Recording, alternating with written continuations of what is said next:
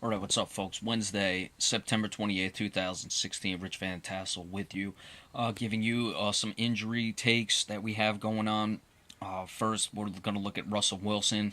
I know the news came out about the sprained MCL yesterday. I'm sorry, I've been busy. I didn't get a chance to do it. And then we also have today, Dez Bryant has been diagnosed with a hairline fracture in his tibula, I believe it is. We'll double check that and make sure.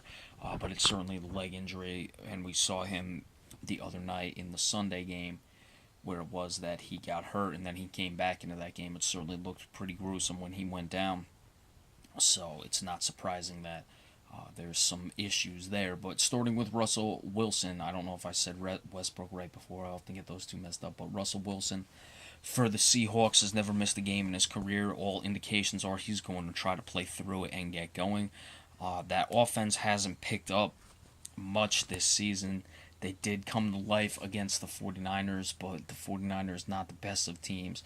So you don't really want to sit Russell Wilson down after you've been struggling offensively for the first 2 weeks. You finally break out of it, and then you have to turn around to, I believe, Trevor Boykin, the rookie out of Texas Christian, would be the backup. Now, Boykin is a guy I think has some game and can certainly play. I don't think they're going to be terrible if they had to turn to him. But like we just said, it's important with this team that they can continue to have their offense rolling and continue to develop, because the first 2 weeks they struggled out of the gates offensively, came up big against the 49ers, and then if you turn around right now and Russell Wilson is out, and you're turning to the rookie quarterback, you may be in some serious situations where the offense then starts to struggle again, and you have to come back and, say Wilson. I mean, again, he's expected to play. Say with a sprained MCL, he misses 2 weeks. You're already at 5 games by the time he comes back, unless they have a bye week in there, which they might. Does not appear so.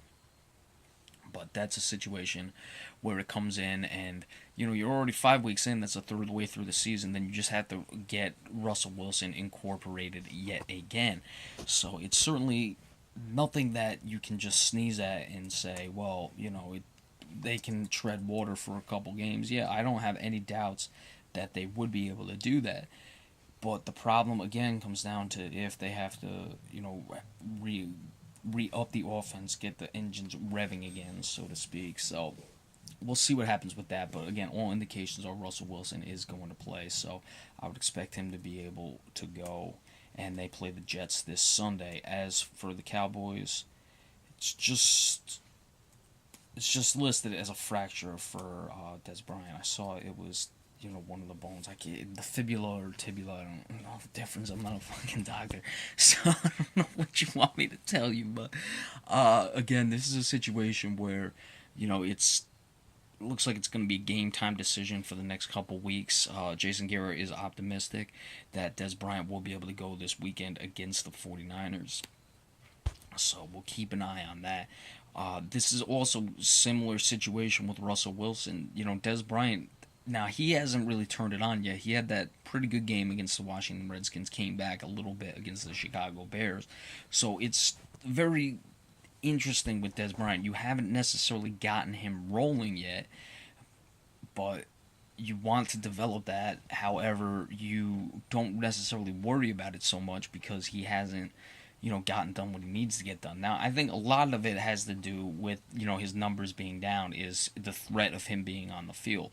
And that's where you've seen Cole Beasley be able to work. Terrence Williams has really not played as well since, his first couple years in the league. He struggled a lot last year. He struggled a lot this year. So I believe that they need Dez Bryant on the field, regardless of what his numbers are. Like we just said, Cole Beasley is, catching passes left and right. And I think that helps the matchups because Dez Bryant is drawing double teams and they're really focused on him. And I think the more and more that Beasley gets off, it will eventually lead to Dez Bryant playing well down the stretch. And Cole Beasley, what he does in the game, he extends plays, he keeps drives going, he moves the sticks for first downs, and he really helps that Cowboys time of possession. So if any thing that involves the injury to Dez Bryant affects Cole Beasley in that manner, that really hurts the Cowboys offense because that's what they're trying to do and that's what they've been effective. Certainly last week against Chicago is making sure that they have the time of possession in control. And they're playing a game this weekend against the 49ers. We'll talk more about this one when we do the game previews. But the 49ers are a team that likes to get up and down the field, and we know Chip Kelly, I should say Chip Kelly, not the 49ers necessarily. Chip Kelly is a guy who likes to get up and down the field, and time of possession he doesn't care about. So if the Cowboys can control that, they can really take advantage of the 49ers this weekend. So if Dez Bryant can't go, we'll have to see how that affects a guy like Cole Beasley and the way the Cowboys are running their offense, and then you move forward from there. We'll see if he does go or does not go, but that's where I'd have to see the assessment of what the Dez Bryant injury would mean. And it applies to Russell Wilson again. Again, you got to see how they're going to play without the guy, but Russell Wilson's going to be the starter regardless, so no matter what Trevor Boykin does, you want that offense to keep rolling. So time will tell when this week comes. All right, so tomorrow, the 29th, we will give you the preview of the Thursday night game. Be sure to stay tuned for that. That's the Miami Dolphins against the Cincinnati Bengals, and then any other flash news alerts, I'll try to keep them as updated as I can. Like I said, I've just been busy, but we'll be sure to bring those to you as well. So we'll see you all tomorrow, and enjoy the rest of your evening. Thank you all so much.